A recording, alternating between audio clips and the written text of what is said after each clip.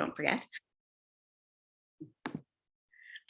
So just as normal, kind of being a virtual learning platform, if everyone doesn't mind keeping their mics on mute until Morgan, our facilitator, invites us for some discussion.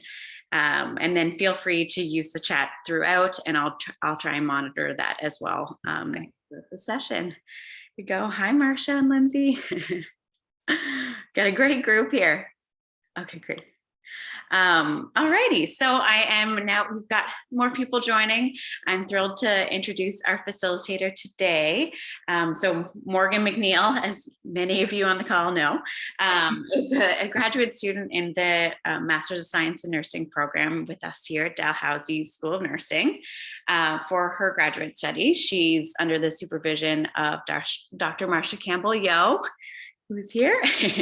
And you've also been a part of Dr. Campbell-Yo's research lab, the MomLink lab, for quite a few years now in the capacity of a volunteer and now a student. And I'm really excited as a fellow member, as I said, of the MomLink lab. I had the pleasure to work with you before, but I haven't really gotten to know quite a bit about this interest of yours as research interest. So I'm particularly thrilled to be here and get to kind of introduce you. And without further ado, I'll let you take the reins and welcome Morgan. Go ahead. Wonderful, thank you. I'm going to share my screen.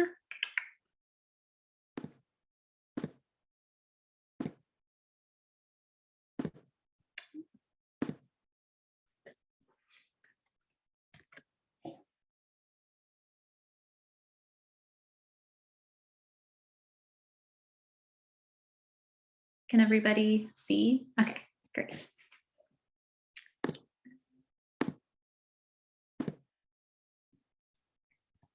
All right, so my presentation today is called Pain Assessments in Infants with and at Risk for Intellectual Disabilities. This is just an overview of what I'm going to cover today. I'll briefly introduce myself, go over the importance of this topic, the knowledge gaps that I've identified with this subject, my current research and past research, and my plans for future research. So I'll briefly introduce myself. Brianna did a great job introducing me. My name is Morgan MacNeil.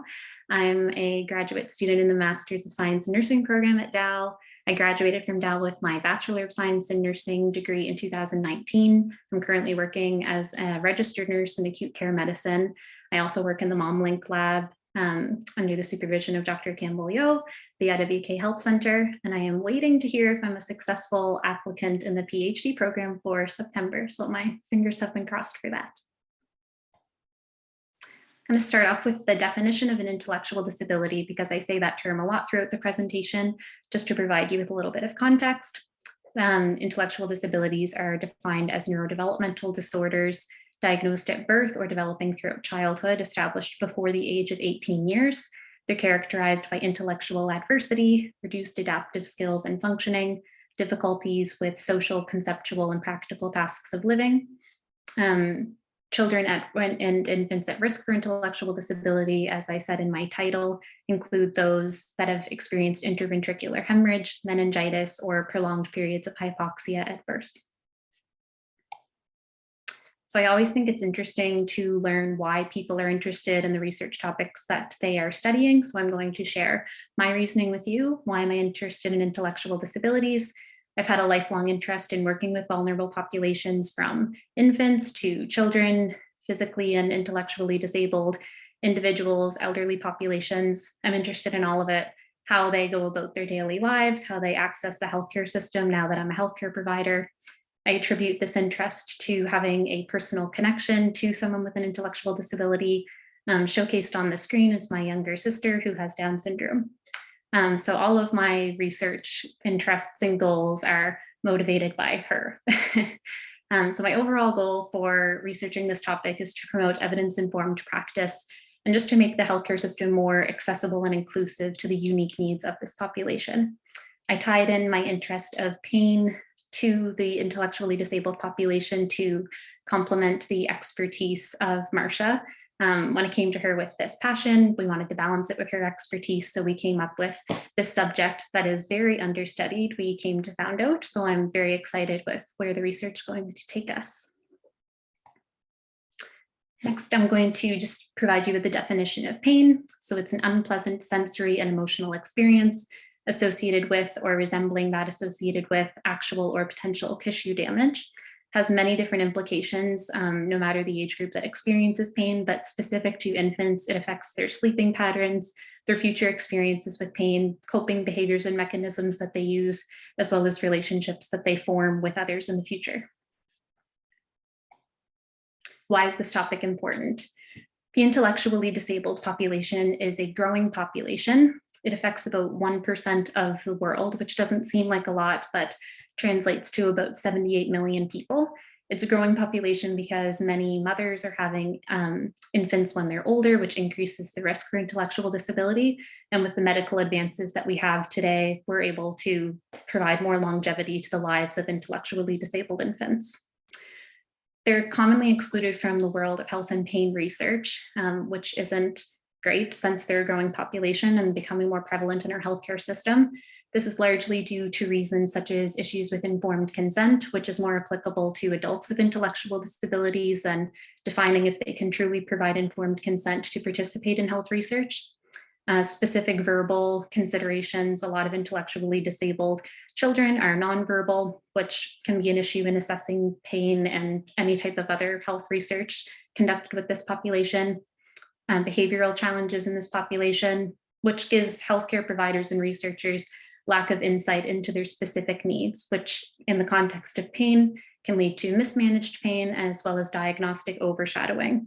I never heard the term diagnostic overshadowing until I researched this topic, and it's when we attribute the behaviors that intellectually disabled, I'll just focus on infants and children, have to their diagnosis rather than them trying to communicate with us. So for example, if a child with autism had an outburst during a painful procedure, a healthcare provider brushing that off saying, well, that's an autistic child, that's why they're doing that, instead of looking into the reasons as to why, what are they trying to communicate with us, where are these behaviors coming from?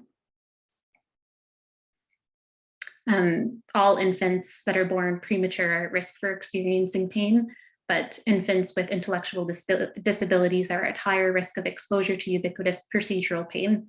This is commonly due to comorbidities that these children and infants are born with, such as congenital heart anomalies in children with Down syndrome requiring open heart surgery, falls and accidental injury, which again is more applicable to children with intellectual disabilities, as well as ill-fitting orthopedic devices such as leg braces, wheelchairs, and walkers, and common complications that require lifelong follow-up procedures, blood tests, as well as diagnostic imaging. So the specific challenges that I identified in this population in terms of pain assessments, as I mentioned in my introduction, I'm a practicing registered nurse. I conduct head-to-toe assessments on my patients every single day. And we're taught in nursing school that one of the first questions you ask your patient is, are you experiencing any type of pain today? This puts the patient in the driver's seat and allows them to give a self-report on how they're feeling.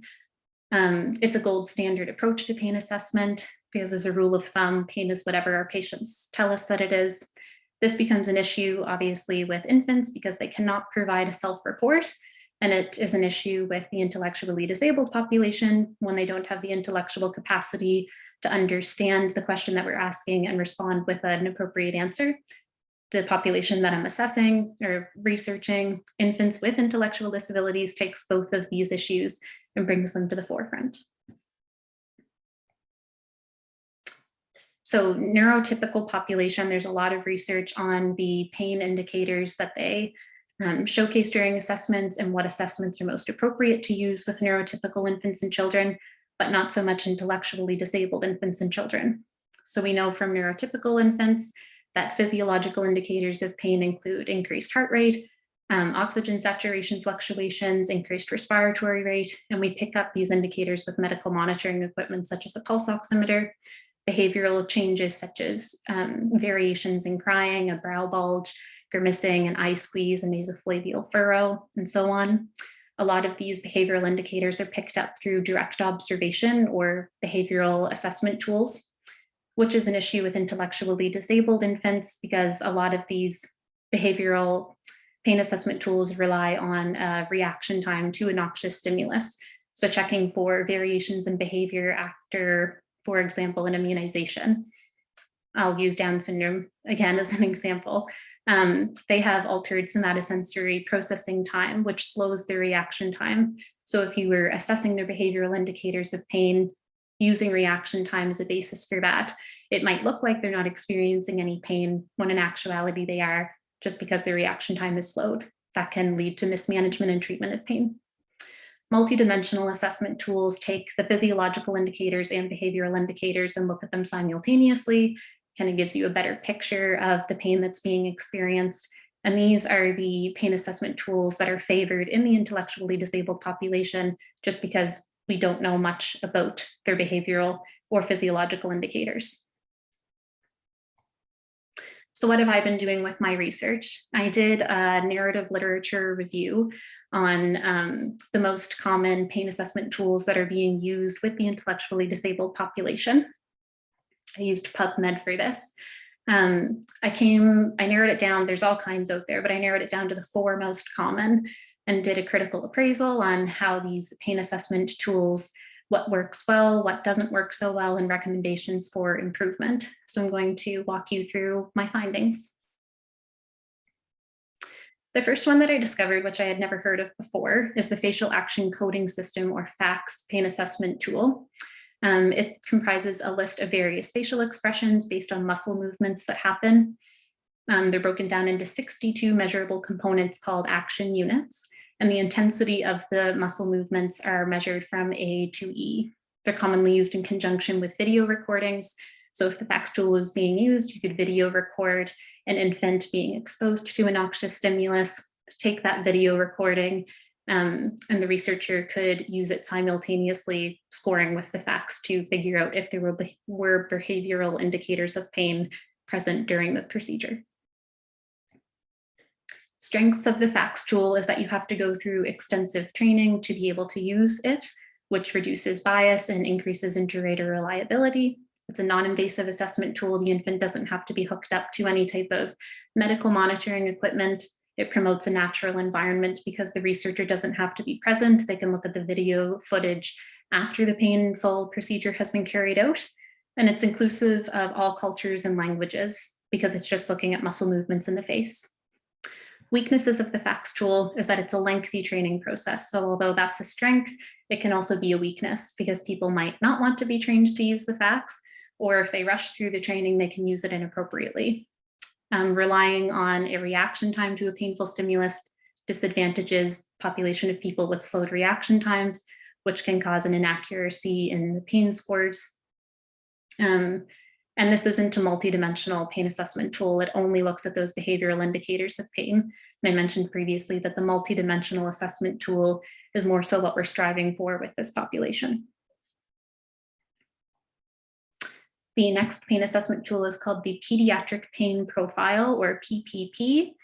It comprises 20 behavioral indicators of pain rated on a 4-point scale, 0 meaning there's no pain present, 4 meaning that there's a great deal of pain being experienced. The interesting thing about the PPP is it puts a lot of the emphasis on the parents, puts the parents in the driver's seat, which is pain by proxy reporting. So the parents are responsible for advocating for the infant to say if they're experiencing pain or not.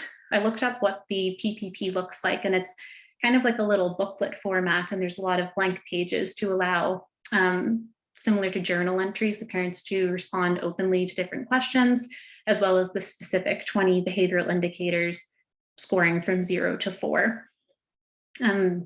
Relies on retroactive reporting. So after the parents, for example, take the PPP home, write about the painful indicators that their infants show, the healthcare provider would look back on what was previously written and conduct a treatment plan based on those indicators. Strengths of the PPP is that it was specifically designed to assess pain in severe neurological impairment populations. The training for the PPP is very straightforward, user-friendly, there's no jargon mixed in. Again, there's a lot of open-ended questions. and it takes about 5 minutes to complete. So just adding on to the user-friendly. And it can be used at home or in the school setting, which I thought was interesting because pain is not only experienced in the hospital, it can be experienced anywhere. So it would be useful to take these long answer questions that the parent wrote about their child and their pain experiences and bring it to the teacher so that the teacher could also be made aware of the pain indicators that this child has.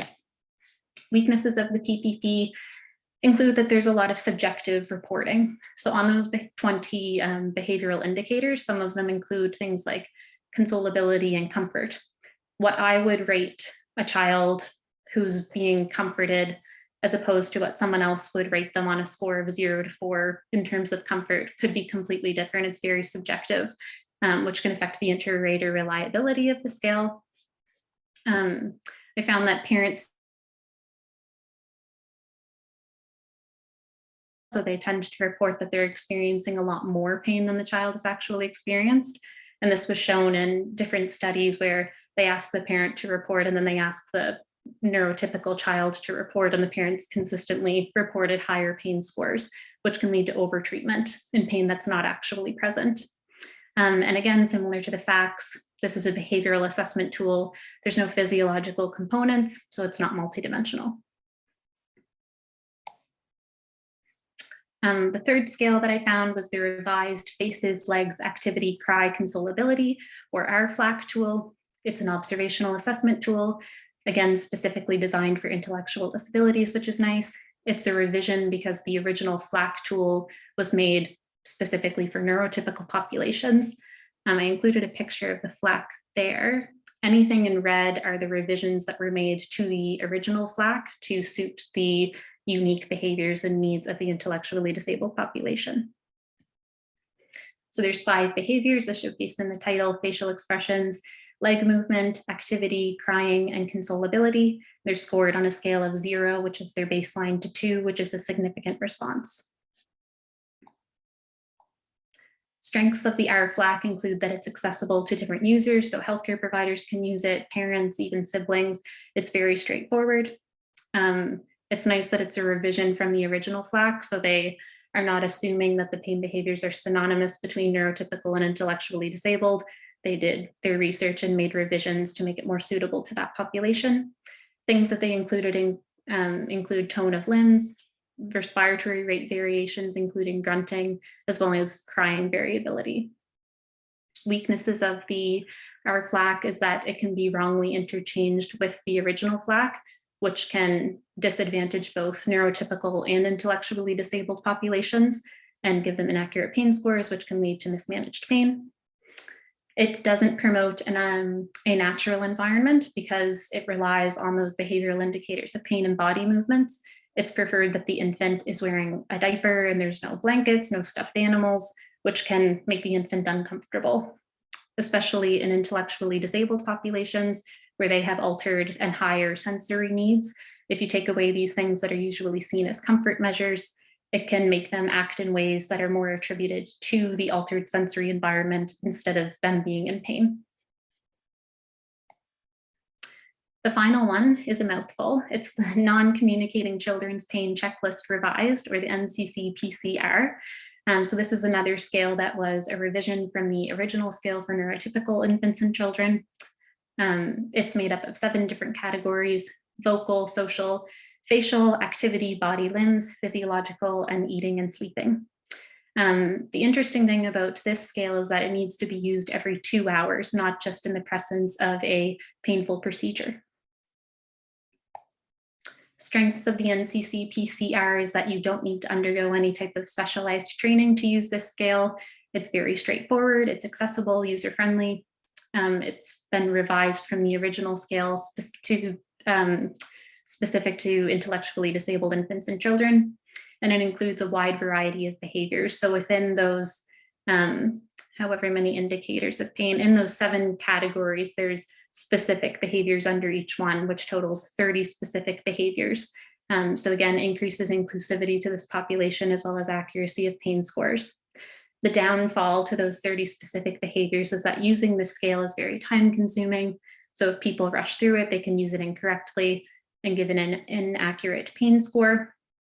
There's also subjective interpretation in this pain scale, kind of like a Likert scale from 0 to 3. How do you quantify very often versus often in terms of how often the infant cried? It's not super specific, so there's subjectivity there, affects the inter-rater reliability of the scale.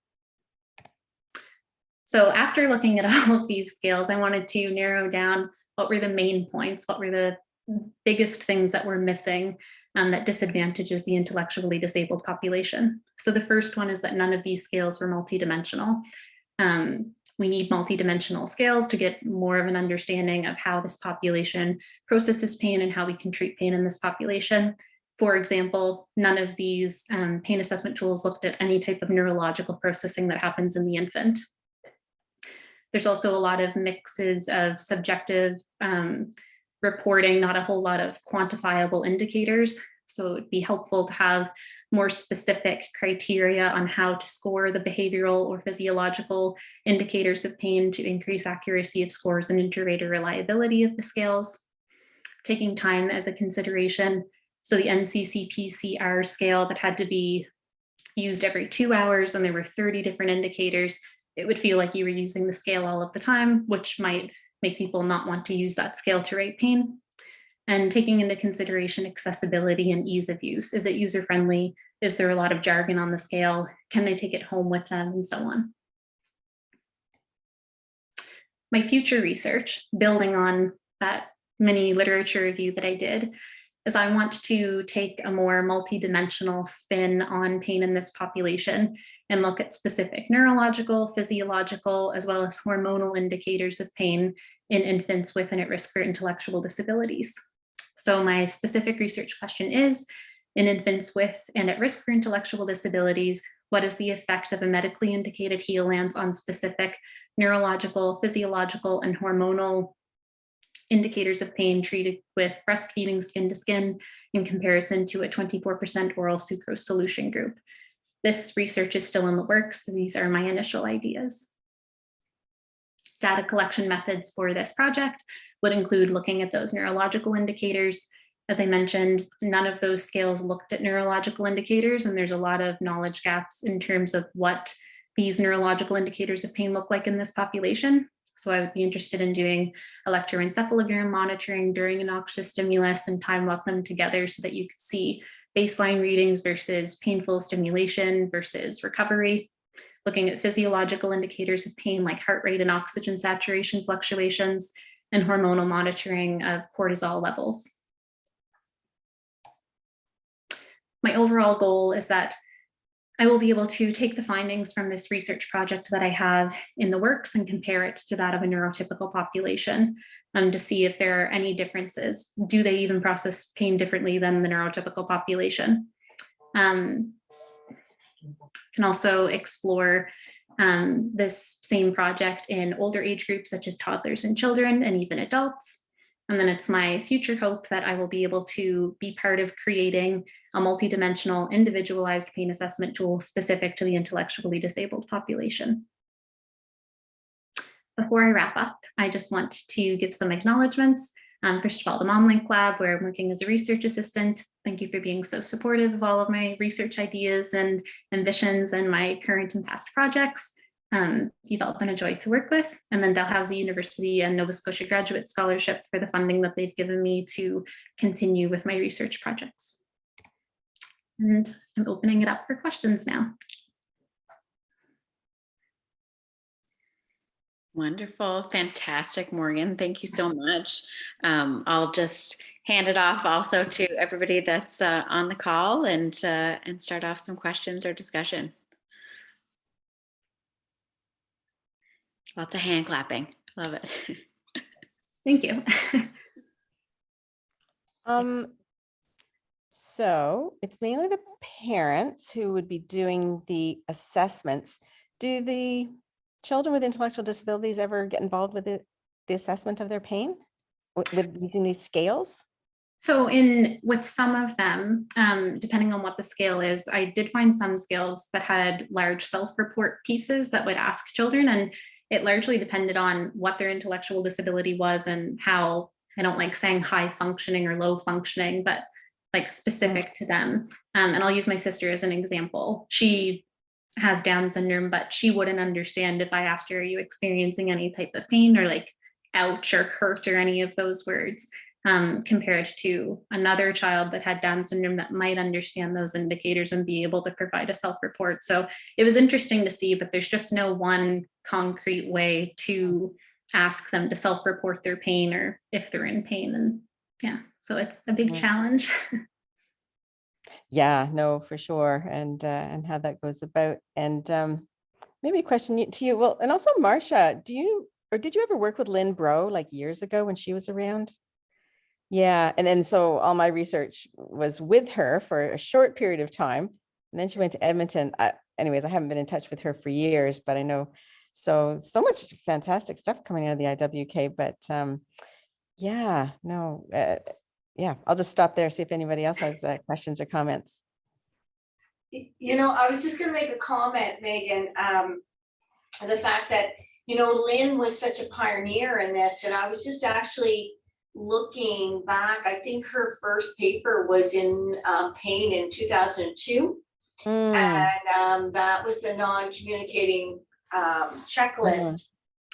But then, you know, they did various elements with that, and then it seemed to, like, there was sort of this little rise at that point, and then it sort of just kind of hung there for a little bit, and then kind of fell in. And we have seen a bit of a resurgence in children, and we know that there are groups who are working more with children with intellectual disabilities and pain, but still huge gaps. And then in the infant population, you know, age appropriate and valid, reliable tools for actual infants are just really non-existent for the intellectual disabled children. So much to do. And given the fact of,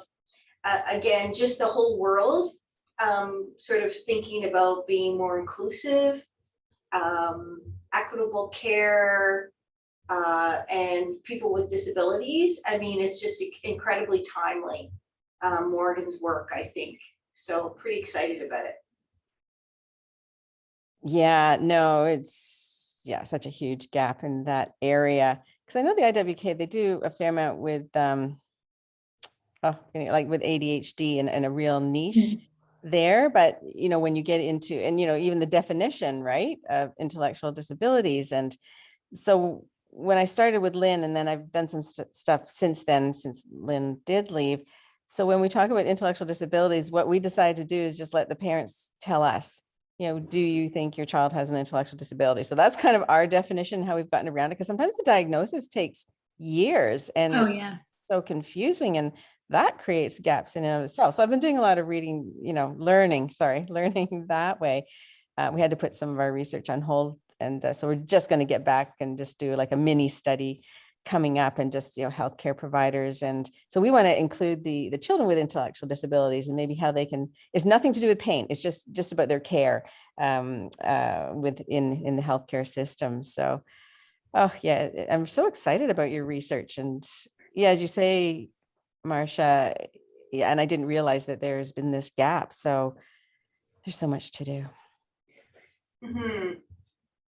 Yeah, and I think the two with the infant population is so much challenge, because again, it's around the definition. So if you're extreme preterm, you may not actually end up being considered an infant with an intellectual at risk, but you really are at risk.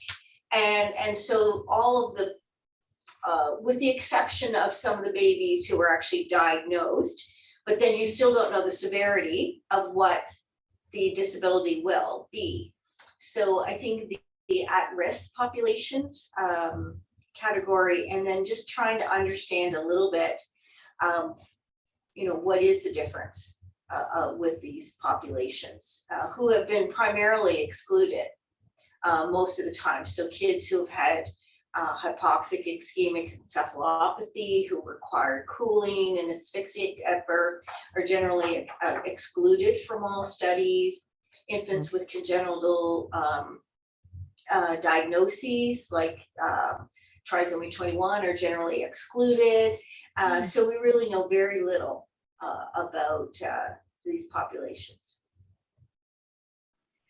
Yeah, as you're saying that, Marcia, I'm thinking even about the treatments, like pain management treatments too, and how often those groups, as you just mentioned, are excluded from the studies. So, like, are we confident? I feel confident in breastfeeding and skincare and sucrose for sure. But it kind of, yeah, that pulls my interest a little bit as well too. If just this population needs to be included in research kind of across the board, especially in the pain assessment field, as Morgan's going to lead the charge for, but also be interesting. Like I'm unfamiliar if there's a kind of an avenue of research with the treatment too. Well, you can speak to that, Morgan, because we talked about, Morgan came originally with having parents. How do you involve parents more in care? And then it was, well, what care should they be involved in? Because what's effective? And then it was like, well, how do we know? It's just like a big spin. So like, where do we begin? So it came back to assessment. Yeah. Smart. Bring it back to assessment, and then you'll be able to. So many It's different ways hard to to go. evaluate effectiveness without knowing if what you're measuring is accurate. Exactly. Yeah. Just with that assessment piece from your narrative review, did you come across, like, from those four, were there any, did they talk about how commonly they're used in practice, or from your experience at all, kind of as a clinician, has that come up? I don't work with children. I actually work with adults, but I'm interested in children. So I can't speak to how often they're used in the practical setting because I don't work with them. But they definitely spoke to them in the articles that I read, but I just can't remember off the top of my head. But things like the facial action coding system I've never heard of before. And in the articles I read on that, they also use that to create like animation for videos. So I thought that was cool. But yeah, as a pain assessment tool, I wasn't sure. Yeah, So I'm just wondering about the tools. So how have tools been used and how could they be used in terms of maybe when? So would you ask parents in general how maybe their children react to pain? Like, what are the signs and symptoms? Or would you use the tool in the moment? I don't know. Yeah. When would they be used? Yeah, I feel like personally, because of my personal experience having a sibling with an intellectual disability, I think the parents are an important place to start because they know their child better than anybody. So again, I'll pull my sister into it, what her indicators of pain are. I know when she's in pain, whether or not she can clearly tell me. And my parents would know, but a healthcare provider wouldn't because she just completely shuts down. It looks like she's just like toughening it out, but she is in pain. So I think parents are definitely, the pain by proxy reporting is an important place to start. And then as far as using like those pre-printed tools, I think they are important to use when they can't self-report in combination with the parents reporting for them. And yeah, like during the painful procedure, but then things like the pediatric pain profile and the NCCPC were to be used even when the child's not in pain, just to get a sense of their baseline indicators as well, which is important. So then you know when there's a fluctuation from the baseline. Mm-hmm. Even as you're talking there, I'm just seeing such value in what you're going to pursue, because with the infant population, and if we're thinking like the heel lancing, if that's a procedure that's done, likely early on, the first couple of days at birth, and parents are just getting to know their little baby too, and so kind of building their own skill and knowledge about when they're in pain and when they're not. So if you have this multidimensional pain assessment tool that you can, you've validated and everything that you can it's, yeah, just especially for those painful procedures in early life, I definitely see the benefit in that. Yeah.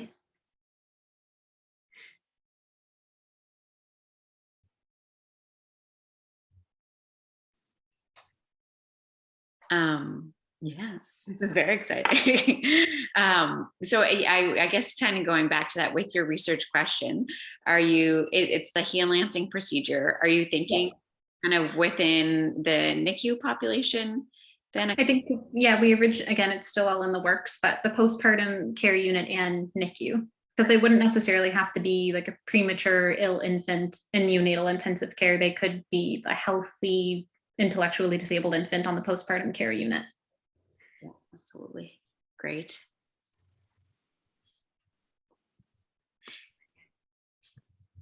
Nice to see you, Morgan. Nice to see you too. It's been so long.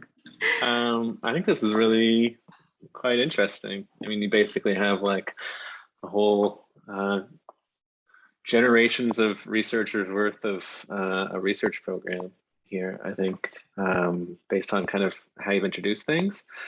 I have lots of questions, but maybe I guess one that I think is, I know your initial focus is going to be kind of in the neonatal, and so I have some questions there that might be interesting. But I think kind of based on what you said about how, like, and your parents know, like, when your sister is in pain and like what that looks like, and how that could look very different for someone else, and just kind of the heterogeneity you have there, and kind of what those presenting things look like, makes it sound like you'd have some difficulty on like the behavioral piece, and you're working with parents, and then at what point does like the physiological and the neurological overweigh that? And like, how does that come in terms of like, if you're doing a research program and you're testing for efficacy in older children or pediatric or even adults, like at what point would you have the potential that kind of the objective stuff is overruling what the parents are saying, and they might actually in that case actually have a better understanding of whether or not that child's in pain? Right. That's a good question. Yeah, in terms of like what the cutoff would be, like when you would say like, actually, no, your infant is not in pain. Like, I don't really think that's any of our places to say that. Because it would be better to treat pain, even if it's not the magnitude that they think the child is experiencing it in, than not to treat it at all. And then the behavioral indicators versus the physiological.